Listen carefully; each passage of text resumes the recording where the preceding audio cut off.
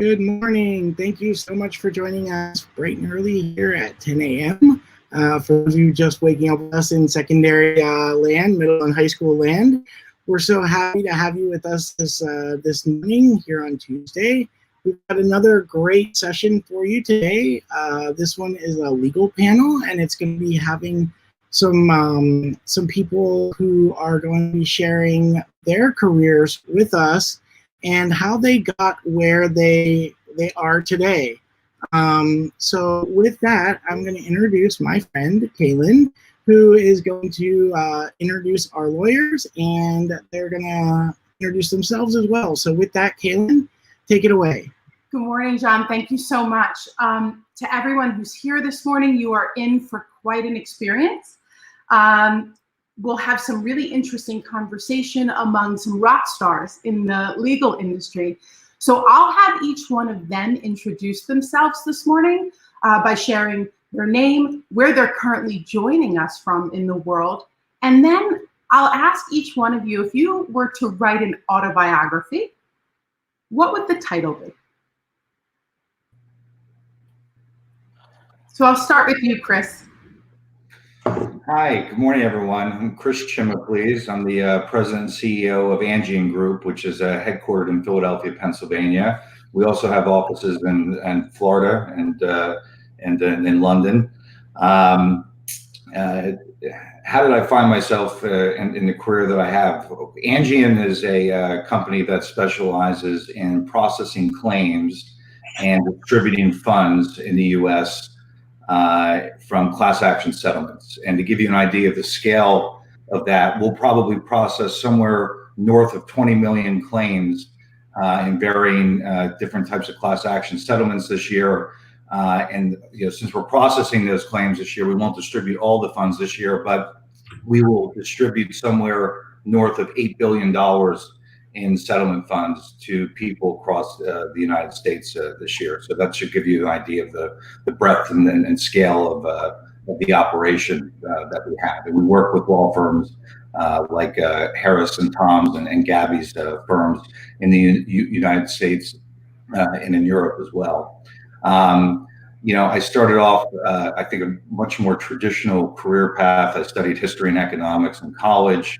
I went to go work for Oppenheimer and Company in Manhattan as a junior research analyst on the technology desks back in 1998, 1999.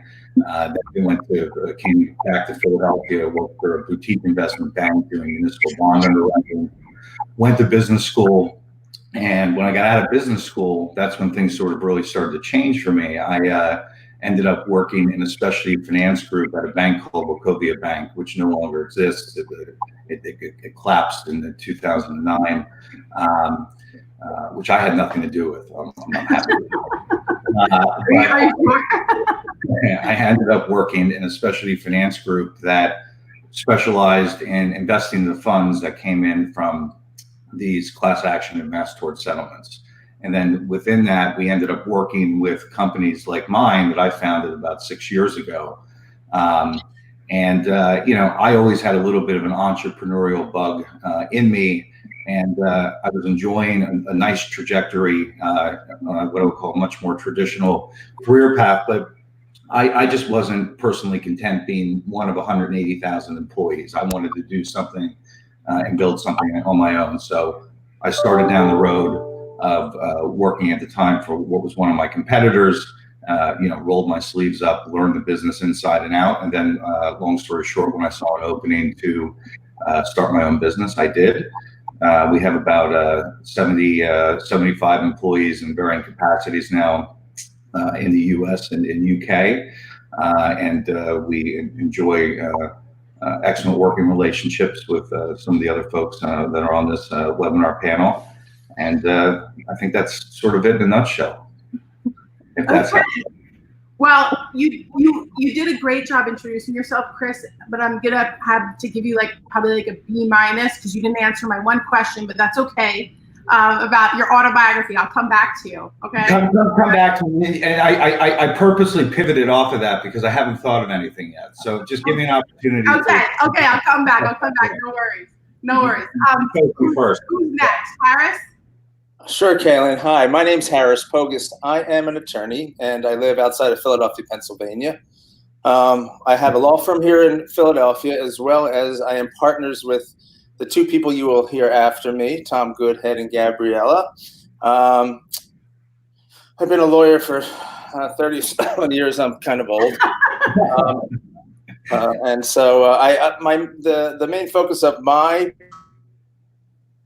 practice, say 30 years before the last 2 or 3, has claims to represent people who are prescribed various pharmaceutical drugs or medical devices, and unfortunately have had bad results as a result of either being implanted with a bad hip that's new, or a shoulder, or something else, or have taken a drug that has caused a side effect that was not known to them, but known to the pharmaceutical company when they put the drug on the market.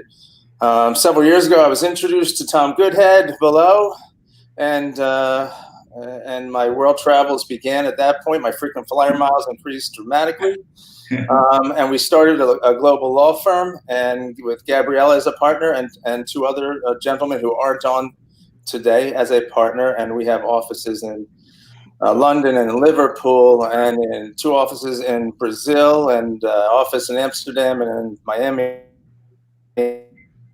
Philadelphia, trying to take over the rest of the world. So, for my autobiography, it would read Dogs, Music, and the Law, a Balancing Act. I love that. I love that. And I can attest to that being a perfect title for you, Harris. Definitely. Definitely. Thank you. How about you, Tom? Hi, everybody. I'm Tom Goodhead. I'm a barrister here in England, which is the equivalent of a lawyer in the US, but we wear strange wigs on our head if we ever go to court. Like Harris said, I founded the law firm, which Gabriella, I, and Harris, 2 others, are partners of, just coming up to 2 years ago now. And we are bringing some of the largest legal cases in history in the UK at the moment, involving people that have been victims of human rights abuses and environmental disasters and medical products which have gone wrong, from people from all across the world, from Brazil, from the rest of Europe, from the UK, and elsewhere in the future. So I'm really excited to talk to you guys just about our careers and what the choices that we made or didn't make when we were younger. In terms of an autobiography, I thought a little bit about this. I think the title would be Why Did I Write This Book? Because I enjoy living life so much that if I had the time to just sit down and write about what I'd done over years previous, I think I wouldn't be spending my time living the life I'm enjoying living now. So I'd regret writing it in the first place. That's a good answer, Tom. Good answer. Thank you for sharing. And how about you, Gabriella? Hi, everyone. It's really nice to be here. I am a Brazilian lawyer. I live in London, but I'm right now in São Paulo, Brazil. I decided to spend this difficult time here together with my family. I'm only 28 years old, but I'm a partner at this firm together with Harris and Tom. And I think this has been the greatest experience of my legal career so far. I have lived in different countries and I always loved traveling. And more than that, I always loved to work with litigation and human rights. I think as a young woman lawyer, the title of my autobiography would be now Finding My Voice, maybe finding my voice in the legal world or in the world itself. I think you would have a really good book, Gabriella. I think a lot of girls out there would love to read that. So we'll have to get you connected with one of our authors that's coming up later today. So they can help you ghostwrite it maybe. Thank you to all of you for being here.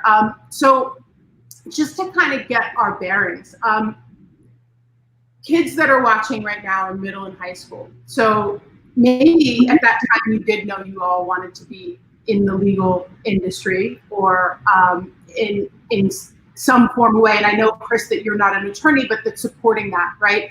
Right. But tell me about when you guys were kids. Who did you want to be? And anybody can go in any order you want. Who did you want to be when you were a kid? I'll start. Michael Jordan. Didn't happen. Okay. Didn't happen. I tried. Okay. I couldn't reach the net, so I figured the law was probably the best next thing. So. Okay. Well, you could be a sports agent. Yeah, that's true. Well, that was an option, actually. One of my partners in my old law firm is actually turned out to be one of the top sports agents in the country, and is now running the New York Knicks basketball team in New York. So it's possible. Anything is possible. But, for me, I think about it. First thing, to tell you the truth, I have no idea. It's just always been in my head. Maybe it was some television show I watched when I was little that I enjoyed, but most of my jobs through college and then law school, et cetera, were in the legal field. I worked in the courthouses around Philadelphia for years when I was in school, and then it just trended into the legal job. So that's for me. Okay. First Michael Jordan, then lawyer. Right. Got it. Okay. Anybody else? Any thoughts about what you wanted to do when you were a kid? I think I always wanted to be a superhero. I was running around the house thinking about Wonder Woman. We always watch this type of movies here at my house. And I think, honestly, now that I'm starting to think about this, may be one of the reasons why I decided to go to law school in the first place. I always thought about, honestly, doing something for someone at some point. Thank you. Wonder Woman. We'll have to get you like a costume, maybe. Right? What do we have? It's possible as a child, right? Yeah. Tom?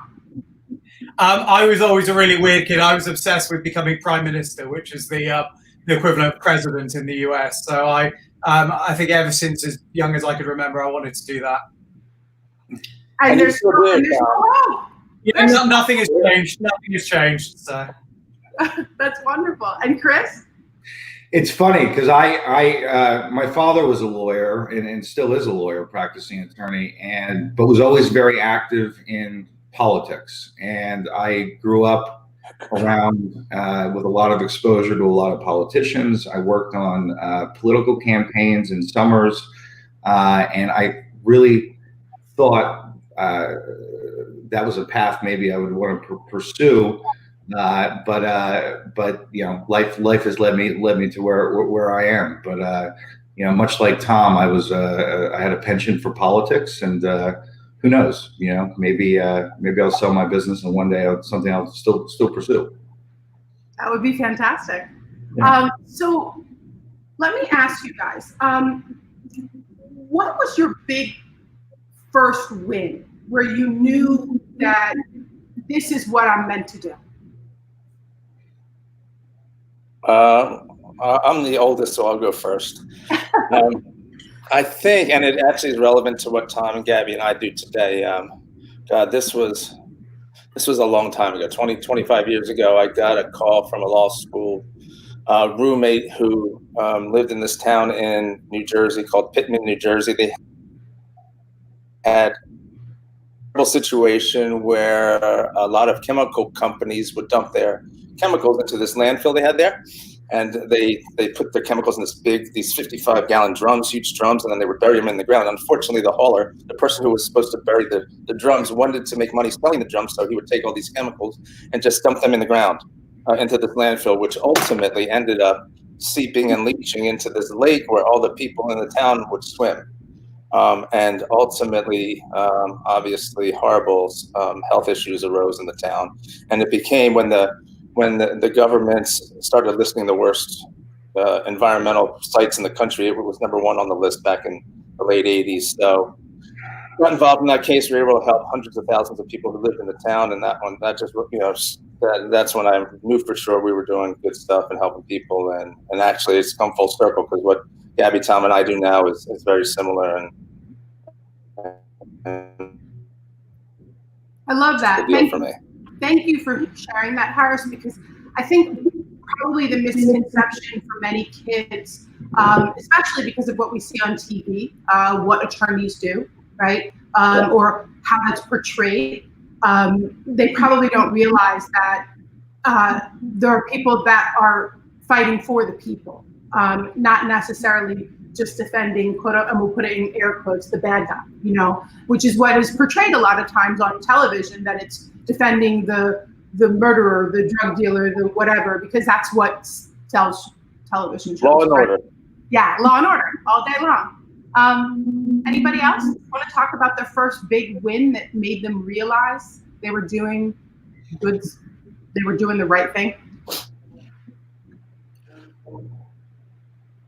okay. I think I don't know if I can say about a big win, but there were some very horrifying environmental disasters here in Brazil.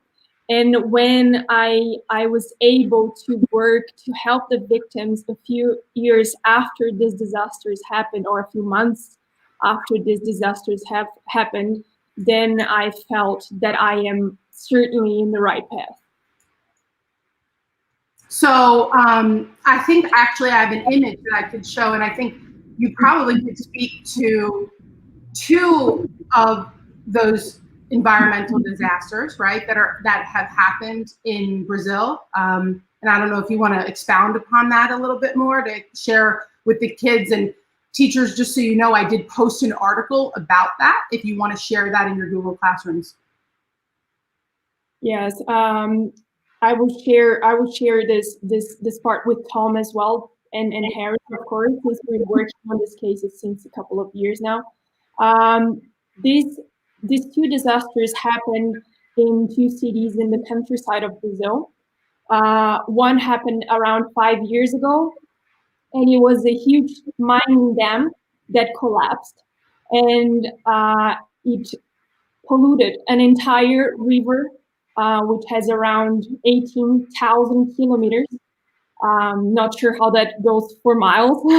Harris will have to help me there. And it destroyed lives of thousands and thousands of people, millions of people actually, in different municipalities, indigenous tribes, fishermen. And then a few years after that, another dam collapsed in the city of Brumadinho, which is very close to this first city. And almost 400 people died immediately because of the collapse.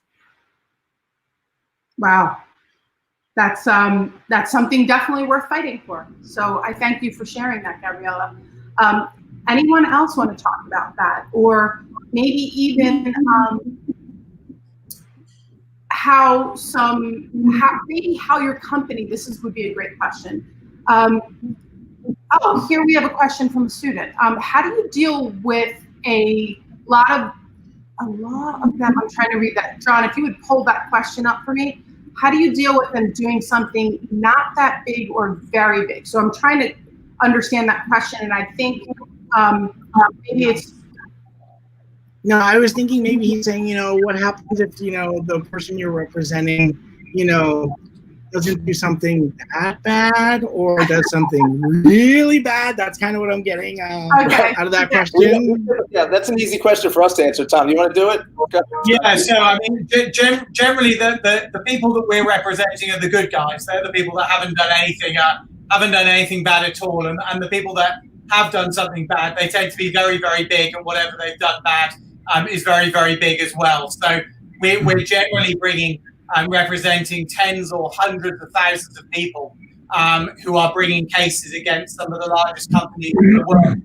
What you see is, I'm speaking here from the south of England, and you guys are joining from the US. And whilst obviously we have large gaps between rich and poor in those countries, when you go to a country like Brazil or you go to other parts of the developing world, you see poverty there, and you see people in personal circumstances which are way 10 times amplified in terms of the levels of poverty than you will ever see in the UK or the US. And what you see is the actions of these large companies and the effects that they have on people's lives. They disproportionately affect the vulnerable, the poor, people in rural circumstances, people that don't even sometimes have access to clean water or to regular power. And so what we try to do is to hold those companies from countries like the US or the UK or Canada or Switzerland or Germany. We try to hold them to accountable to prevent them from carrying out really bad deeds in the developing world. And Kaylin, let's just a step further, just so the kids understand, there are lawyers too on the other side. There are lawyers who represent these companies, and there are lawyers who represent people who are accused of crimes, and so both sides have lawyers. And we just think we work for the good side. We're the guys with the white capes, and they're the guys with the black hats. So just so the kids understand that lawyers do both sides. I don't think the three of us, the way we breathe and live is that we couldn't have done the other side. It's just not in our DNA. Well, absolutely. And Tom, you kind of started to allude to this, so I wanted John to pull this up, because this would be something that the kids would probably be well aware of. And this is a case that they're working on with regard to Mercedes, and they also had one with regard to Volkswagen, if I'm not mistaken. So I don't know if one of you wants to speak to that, but that would be an example of tens of thousands of people being impacted by. Kaylin, Chris is also involved in this case too, so maybe it's a good one because he knows it as well as all of us. Take it, Chris. Sure. We've partnered with another law firm in the United Kingdom and with a private equity fund here in the United States to pursue the Mercedes claim in the United Kingdom. We've also started a foundation called a stichting in the Netherlands called the Diesel Emissions Justice Foundation, the DEJF, which has a board and a supervisory board that's comprised of attorneys, academics, finance professors from all over the world, and we are pursuing claims against Volkswagen and Mercedes and Fiat and some other automobile manufacturers in the European Union as it relates to the emissions scandal. And it's I don't know how old some of you are, but a few years ago there was a large settlement, almost to the tune of $15 billion in the United States, where a law firm, the Leaf DeBrazer law firm, which is in San Francisco and New York, pursued claims on behalf of U.S. consumers, and they settled that case for around $15 billion on behalf of approximately 500,000 automobile owners in the United States and municipalities.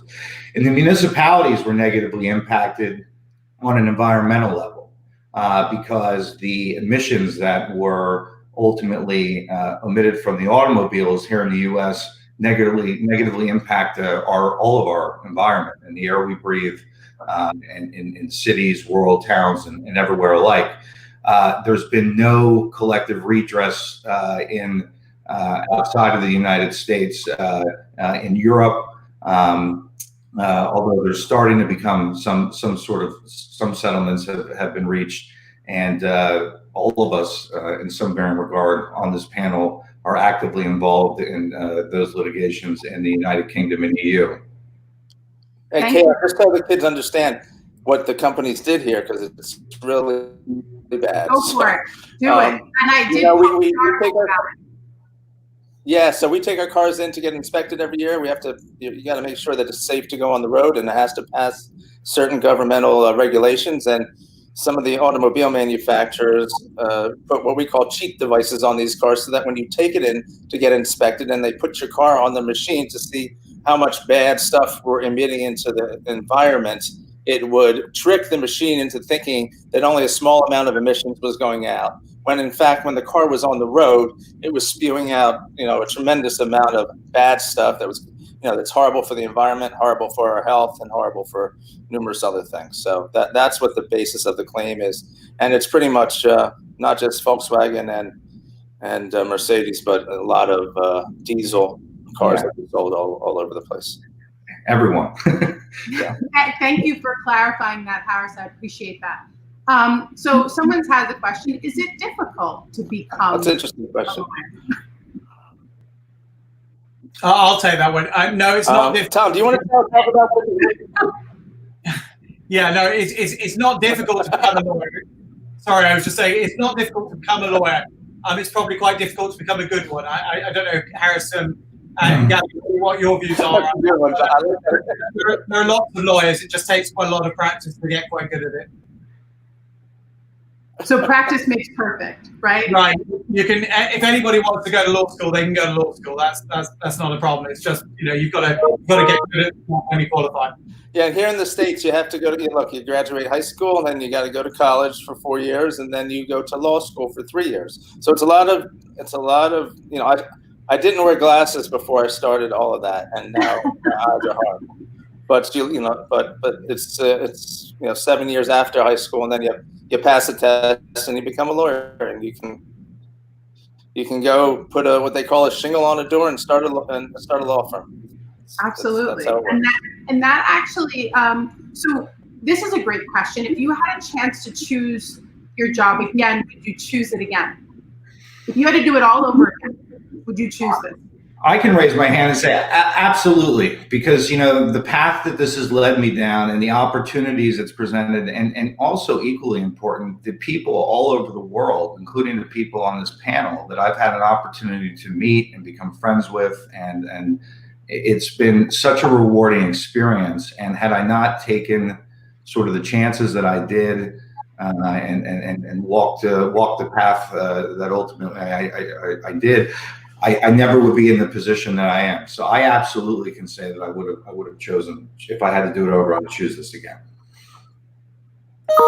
Anybody else? Yeah, I would certainly choose to do this again and again and again. Of course, we always think about how our lives could be if we had chosen another path. But once you realize everything that you've accomplished and all the interesting people that you've met, as Chris said, and all the places in the world that you could meet, and all different types of people that you can help and assist with your legal knowledge, then I would definitely choose the same one again. Thank you. Thank you for sharing that, Gabriella. I'm assuming, Harris, the answer would be a resounding yeah. yes. Okay. I just want to say what's cool about what we do is we don't go and sit behind the desk every day and just look at contracts and paperwork. We handle various types of cases, so we have to become experts in all these different things: environmental law, or how cars work, or how the drugs are put on the market. So it's always something new and exciting. It's not just the same old every day. So that makes it, it makes it great to wake up and learn new things and keep going. It makes it interesting. Yeah. So someone asked if both defendants, so we're gonna clarify this, make great cases, and a judge can't decide what happens. Go ahead, Tom. That's a really good question, because the judge always has to make a decision, one way or the other. That in the type of law that we do, we have what we call a burden of proof, or more likely than not. And that means if a judge is deciding between what one person says and what another person says, he can be 50.1% convinced or 51% convinced versus 49, and he will find for the person that he considers to be more likely than not correct. It's different to crime. In criminal cases, you probably hear the phrase beyond reasonable doubt in England, and that means that you have to be entirely sure in order to convict somebody of their guilt. But in the type of law we do, a judge really just chooses between each side and decides which one is more credible than the other. Thank you. It's also interesting that in the States, there's a difference. So what Tom does what we do in the UK versus what we do here in the United States. In the UK, it's almost all the time a judge makes that decision. Here in the States, we have, and you guys have seen on television, the jury system. So it's not always the judge. In our types of cases here in the United States, it's a jury. It's 8 or 12 people sitting on the side of the court room listening to all the evidence and then making the decision. So it's not always the judge making that final decision. You take 12 people and you know, maybe, you know, 8 that think we win and 4 that think we lose. It's very important, guys. Yeah. That's why jury duty So, is very important. In this country, you could be making a decision like that for a person or a company. So it's very important. Yeah, you're gonna have to. Yeah. We all get called for jury duty. We all have to go sit in that box one day and decide somebody's fate. You don't know whether it's going to be a criminal case where somebody unfortunately shot somebody, or whether it's a car accident case, or whether it's a drug case or an environmental case. But one day you'll all get that notice in the mail that will say, please come to the courthouse and you know, you need to take part in your, you know, civil duty and do that. And don't make an excuse to get out of it, as many people try to. It's not good. So Jake is asking, how hard is it to get into law school? And then Domenico has a similar question. How hard is it to get through to actually achieve your career? Which is also a 2-part question of what type of law is your favorite? Well, I'll start. Getting into law school, I mean, it's not outrageously difficult to get into law school. It's hard to get into a good law school. So there's differences between, you know, Harvard and Yale, and then there's, you know, some other law schools which are more difficult to get into. Look, they're all, you have to do well. You know, you have to do well in high school, and then you have to do well in the test that they give you before you enter law school. But if you study hard and, you know, you get your A's, B's, and you're allowed to see once in a while, you can do it. So, you know, that's it in terms of getting in. I know, Tom, you might want to talk about over there, and Gabby in Brazil, the law schools and the differences maybe. Yeah, it's a bit different in England. You can go to law school either straight from high school, and so for your college degree, you do a law degree, and then you know, you're doing law straight away. Whereas I know in the US, it's always after you go to college first, and then you go to law school. But the same principle applies.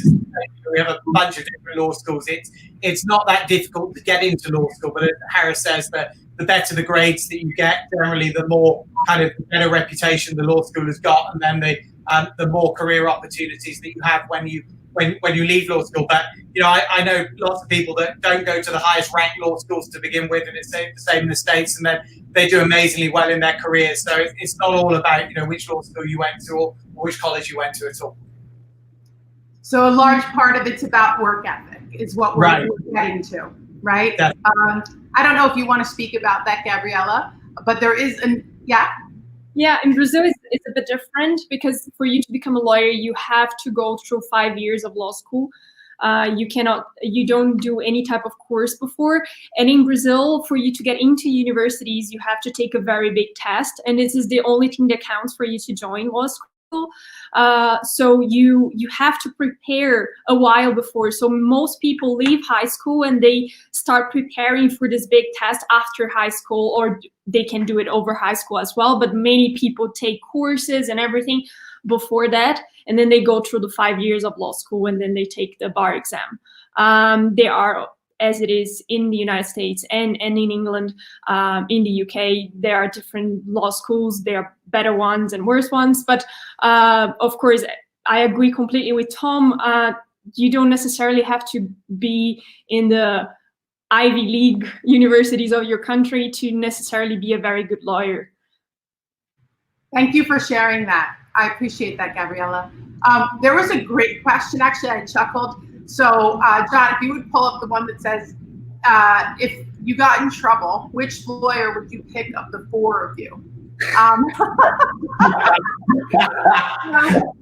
If you were to get in trouble, who are you calling? Tom. No, I'd go to Gabriella for that one. So here's my question that I tell everybody about Tom. If I'm going on Jeopardy and I need the answer to any question in the world, Tom is my lifeline. Thanks. Every question, and if maybe he's just fooling with me because I don't know anything, but I believe everything he says. So. Well, he has to do that in order to become the prime minister, right? That's right. I'll let everybody down one day. I hope not. I think one thing to add too is all 4 of us, I think, are very passionate about what we do, and I would recommend that, you know, and I hope for each of you, you can find something that you're equally passionate about in life, because I will tell you, you won't view what you do then as a job.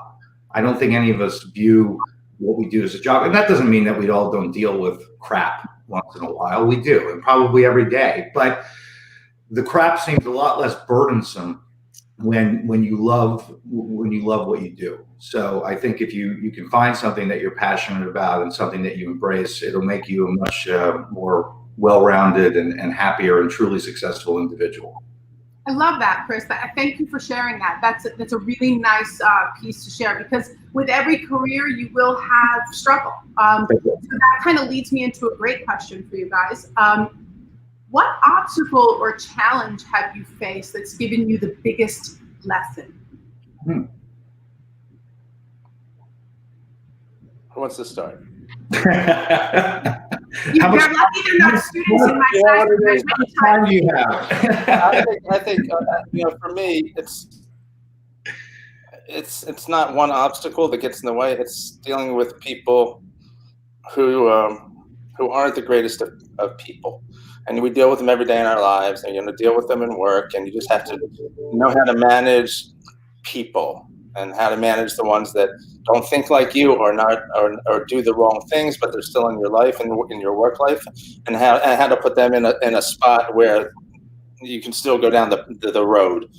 Fortunately, I don't have too many of those with these guys. These guys are the best. So, but trust me, Tom, we work with other lawyers on our cases. It's not just us. And some of these lawyers, that's all I'll say about them. But that's probably the biggest obstacle we all deal with in terms of the law. Okay. But do you mean even more if on a personal level? It could be on a personal level. Yeah, absolutely. My biggest obstacle is myself. I mean, I've got to get out of my own way sometimes, and it's the mistakes that I make. I mean, that's candid, and I've made a lot. But the important thing is you get up, you dust yourself off, and you propel yourself forward, and you move forward. But I mean, in terms of the biggest obstacle, it's me. Thank you for your honesty, Chris. I appreciate that. Absolutely. Wow. Definitely. So another thing I wanted to ask you is about a big risk that you've taken, because obviously we know that, it's cliche, but no risk, no reward, right?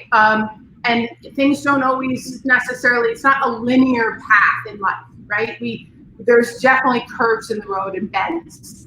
And we sometimes have to jump off a cliff in order to do something amazing. So what would you say in your life is the biggest risk that you've taken? And it could be in a career or personally. I mean, career-wise, when I started my business, I left a very cushy and comfortable existence at a company where somebody else bore all the risk, and I took everything. I mean everything I had, every single penny and more, and I put it into my business, and that's what got me the equity in my business. And I took no salary for a period of time, which was extremely difficult. I will tell you, though, it motivated me in a way that I didn't know that I had motivation, because failure wasn't an option. I had a baby on the way. She's now 6 years old, and the most amazing part of my life. But that was a very scary time, but I just felt like I needed to do it, and I felt like I needed to do it for myself for a variety of reasons, it was by far the biggest risk in business that I ever took. Well, thank you. And you're betting on yourself, Chris, and that's great. Yeah. I mean, I think for Tom, Gabby, and I think it's all what we did. Tom probably the biggest. I mean, Tom, you may want to explain to them what a barrister does and what you do now is night and day, and how you went off the reservation for that. Yeah. So I mean, England is quite a conservative country still in certain areas, what we call it, not politically, but just in terms of expectations of what you will do in a career. And my my profession, being a barrister, is a sort of special type of lawyer, is a very traditional one. Like I said, people wear wigs and gowns, and you have a very kind of set career path, and there's a hierarchy, and you travel along that, and then by the time you're in your 60s or something, then you tried a very sort of comfortable career for 35 or 40 years, and so I sort of went off that path entirely to go and do this amazing law firm with Gabby and with Harris and others, and I think that there's obviously a financial risk, but also I guess on a more personal level, there's an expectation risk in the sense of people around you, your family or your friends or your contemporaries that you work with kind of expect you to go one path and then you take a very different one, and you deviate from that. So you have to sort of justify why it is that you're going down a certain route, and then also that risk can mean that sometimes the relationships you had with family or with your friends from college or your other work colleagues change profoundly. It's very, very difficult, I find now, to kind of relate to the people who aren't living in the world in which I'm living in, and I think that's something that you kind of just have to accept if you're going to do certain types of jobs, that the world doesn't look the same afterwards in certain ways, and you have to think sometimes about how that impacts the rest of your life. So I guess what we're saying, how are you managing with your cases during quarantine? You're saying it. You're seeing This is what we do. Gabby, that's a good one. We do the same thing 10 times a day, Tom and Gabby, right? I mean, we're on these. Well, I was going to say, Gabby's doing it in a different hemisphere. So, so how are you doing down there, Gabby? We do have to work with the different people from all over the world in different time zones. So it's about waking up very early and probably sleeping very late as well. Anybody else? Quarantine. What's going on? Paris isn't flying nearly as much. You're not getting any frequent flyer miles right now. Yeah, Chris. I mean, look, we're lucky enough to have offices in some very special places in the world, as does Chris. We get to go to London and Liverpool, where the Beatles started. How cool is that? And then we go to Amsterdam, and then to Sao Paulo, and the rest of the world, and we meet people from different. I think one of the most rewarding things was just meeting people from different cultures and how they think and how they do. And my legal mind has changed so much over the last 2 years. But I'll tell you, this quarantine issue is, Tom is 5 hours ahead of us in London. So when I wake up at 5 in the morning, because I know that it's 10 o'clock there, and I've gotten 89 emails and texts from him and others. It's a challenge in what we do, but we just don't get to hug and kiss everybody anymore. It's it comes to the computer. Yeah. No, I was just going to say that especially very hard, I would say, as well for us, because we do have to talk to people in very rural locations and difficult locations in the countryside of Brazil, for instance. And these people not necessarily have access to the internet. So sometimes it's hard. Sometimes we have to communicate over letters, and this can be tricky for what we do. That's a really good point, Gabriella.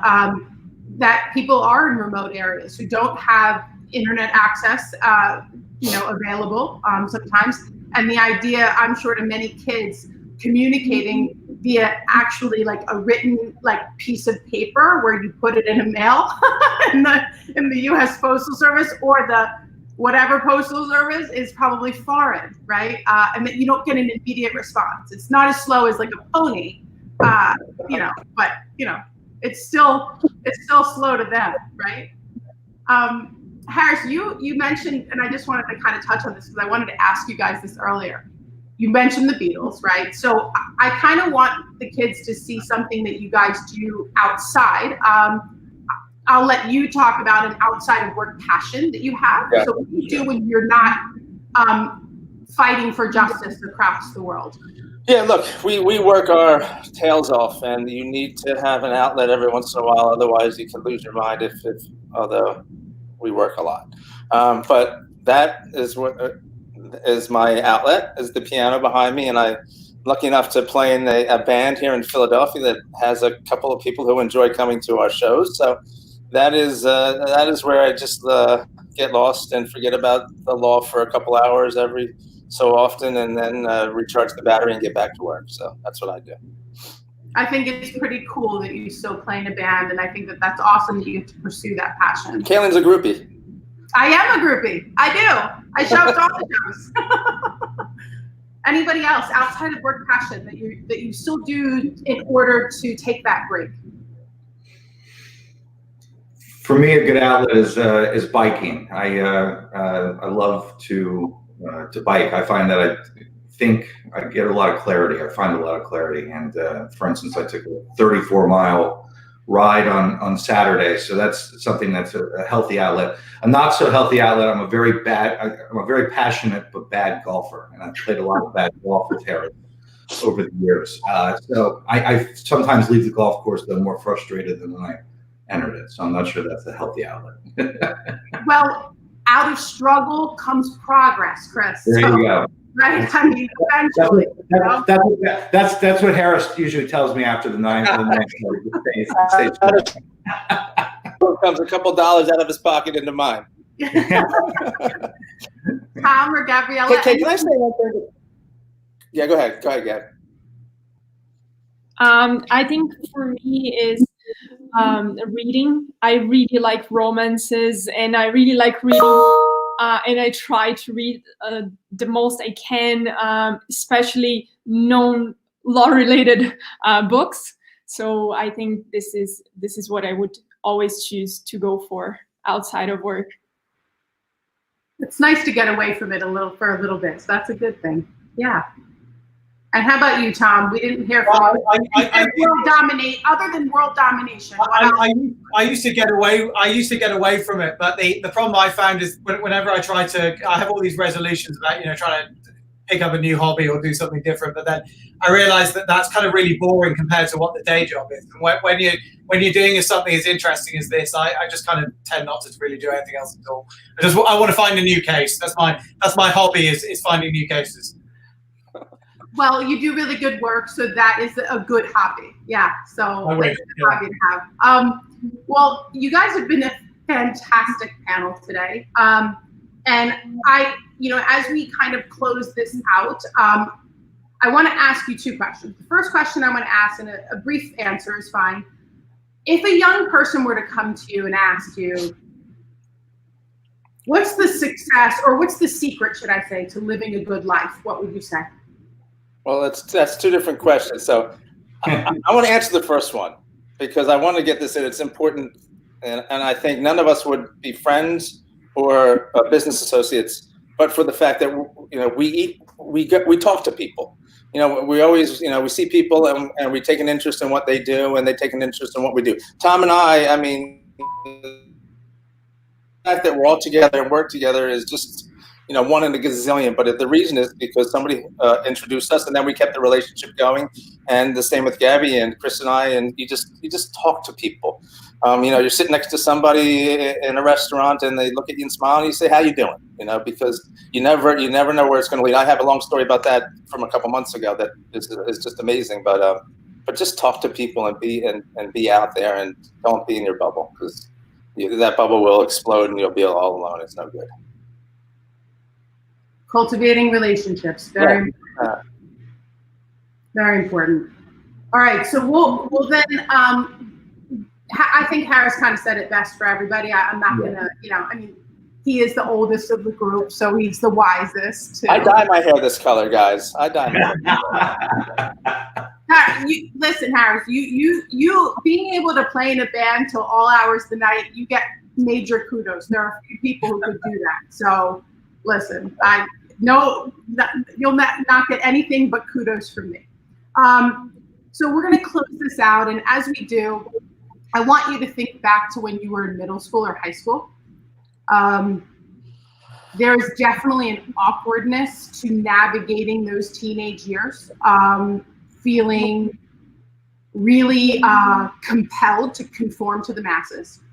And it's intense, but it's not until you're older where you embrace what makes you unique. I think. So I want to ask you, and I want you to be completely honest, on a scale of 1 to 10, how weird are you?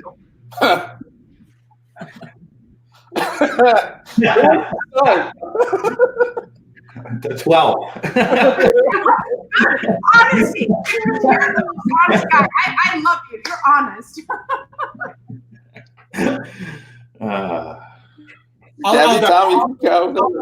I'll go with an 8. Like, I'm pretty weird in most things, but one thing I would say is we're less weird than the lawyers that we bring these cases against, because as Harris said, we have to talk to people, and that means that generally we're able to at least maintain sort of interpersonal relationships, which kind of, I think, knocks 1 or 2 points off the 10.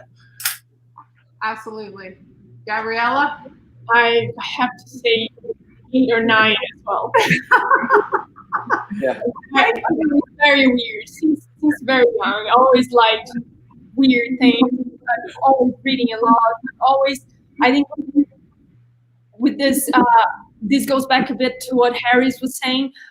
Communicating is always the best thing you can do, because the weirdness is, every person's weirdness is amazing, and then you can create new things. You can be very innovative if you understand the other person's passions and everything. So I think, yeah. That's a great point, Gabriella. And look, Kayla, look at the most successful people you know or you see on TV, or who run the biggest, Bill Gates, the biggest companies. They are the weirder, the more successful. Don't fit yourself in the box of I need to be like everybody else, because that's boring. You need to have some uniqueness and some weirdness, because that's how you get ahead. And be kind to one another. That's an important thing too, to not forget. Yeah. And I think at the end of the day, if you really think about it, whatever it was that made you weird, that's your strength. That's what you're bringing to the table. That's what's going to make you essentially successful, because it's just a side effect of awesomeness is really what weird is, right? And that's how you connect with other people. So I thank you all for your time, and I'll turn it over to John so he can wrap it up and let you know what we're going to do. Awesome. Thanks so much, Kaylin. Thank you all for joining us. Very insightful to see the careers, and just showing, I think, the students as well, the differences of how different every country is, just in schooling and law and how it all works together. So I thought that was really great to show as well. So thank you so much for that. So for those of you who are joining us still, we would love to see your feedback. So students and teachers, if you're out there, we are asking if you would please fill out this Flipgrid for us. Flipgrid is a video selfie for you guys to just give us what you thought. We're going to create a mixtape out of these video selfies, and then we're going to share it with our lawyers so they can see what your thoughts are as well. So the link is in the chat box, or you could take a picture of the QR code on the screen right now. And also for teachers, we do have some resources. We have some Newsella articles, some Brain Pop articles, and a couple of websites for you that you can share as some supplemental activities for your students from this lawyer panel. There's some of the cases that they're actually looking at as well are in Newsella, which is pretty cool. But it also teaches you a little bit about what a lawyer does, what a trial is, the court system, all of that stuff, so that you can learn a little bit more about these professions. So teachers, those are there for you to share in the Google Classrooms with your students. Coming up later today at 2 o'clock, we're going to have author Stephen Winkelstein here talking about one of the books that he wrote and his career that he has gone through to get to the point he's at now of being an author. So that's going to be a great discussion where we chat with him and even hear an excerpt of one of his books. And then tomorrow we have got a very big lineup. Tomorrow we've got 4 live streams starting at 8 a.m. with the Loggerhead Marine Life Center. That's going to be us going out to look at the sea turtles. We're going to actually be out there. They're going to have an iPad live so we can see the sea turtles. We're going to meet the sea turtles, and we're going to learn all about all the stuff that they do there at the Loggerhead Marine Life Center. In addition, at 10 a.m., Norman Frajman is a Holocaust survivor living here in Florida. He's going to share his story with us at 10 a.m. At 12:30, the Reynolds brothers, Peter and Paul Reynolds, who are authors, children's book authors, are going to join us and read one of their books. And then at 2 p.m., we lied. We said this one was originally today, but it's actually now going to be tomorrow. The Benzatin Center is going to show us some glass blowing. So they're going to come in and actually show us what it's like to blow glass and make things out of glass live on the screen tomorrow at 2. So again, these learning experiences are all tomorrow. And so with that, what I'm going to do is turn it back over to you guys, Kaylin and the team, to give the last word. Sorry, I'll unmute all your mics again. I'll give you guys the last word, and then we'll end it for the day. Take it away. I'll let you guys start, and I'll finish. So go for it. Anything you want to say as you part this or you leave this career chat? First of all, the kids, feel free to reach out to any of us with additional questions. We are, I think, we're all texting each other right now saying how great this program is.